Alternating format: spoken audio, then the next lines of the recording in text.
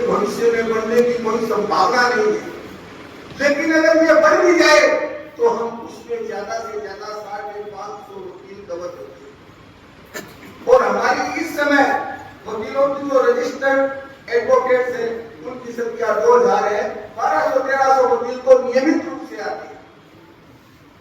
तो हमने वहां जयपुर के साहब से निवेदन किया कि साहब आप हमें स्वीकृति दें। तो इन्होंने हमें बताया ये तो प्लान है, ये तो नक्शा है, इसमें परिवर्तन मुख्य न्यायाधीश महोदय ही कर सकते हैं और हमारी एक बिल्डिंग कमेटी बनी हुई है।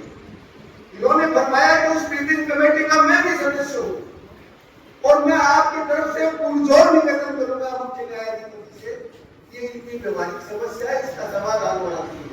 और इन्होंने ये कहा कि आप मिलो। हम जब साहब से मिले उसके पहले दिन मुख्य न्यायाधीश महोदय जयपुर पधारे हुए थे। हमने उनके पीटीएस से जज साहब ने बात कराई, पीटीएस से जज साहब ने बात कराई। पहले उनका फोन उठा नहीं, फिर जब उन्होंने उनका फोन आया तो इन्होंने मेरे को बुलाया और उन्होंने कहा कि आप कब भी पधारो। मैंने कहा साहब जयपुर पधारे या जोधपुर आए। तो उन्होंने कहा कि अभी तो 10 तारीख तक जज साहब है, चीफ जस्टिस महोदय और आउट राजस्थान है और उसके बाद में 10 तारीख के बाद में अपना ये कार्यक्रम हो गया, इसलिए हम उनसे समय लेंगे, उनसे मिलेंगे और साथ से भी निवेदन करेंगे कि हमारी इस प्रार्थना को गंभीरता से मुख्य न्यायाधीश महोदय के समक्ष। ये तो बात है न्यायालय परिसर के भीतर।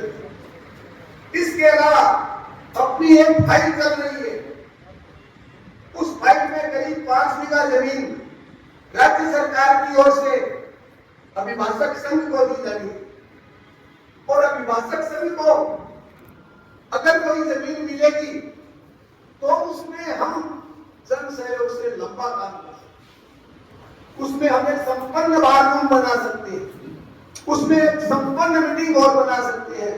और मैं जज साहब से निवेदन करना चाहता हूं कि हमारी लाइब्रेरी संपन्न लाइब्रेरी, हमारी लाइब्रेरी जिला स्तर की जो लाइब्रेरियां हैं उनमें बहुत बेटर लाइब्रेरियों से एक है।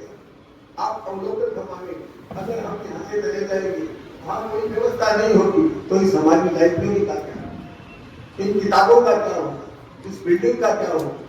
इसलिए मेरा ये निवेदन है, कलेक्टर साहब से निवेदन है कि आप हमें जगह दें जिससे हम इस बात की उन्नति के लिए अच्छा काम कर सके, संपन्न बाथरूम बना सके, उसमें संपन्न हॉल बना सके, उसमें संपन्न लाइब्रेरी बना सके।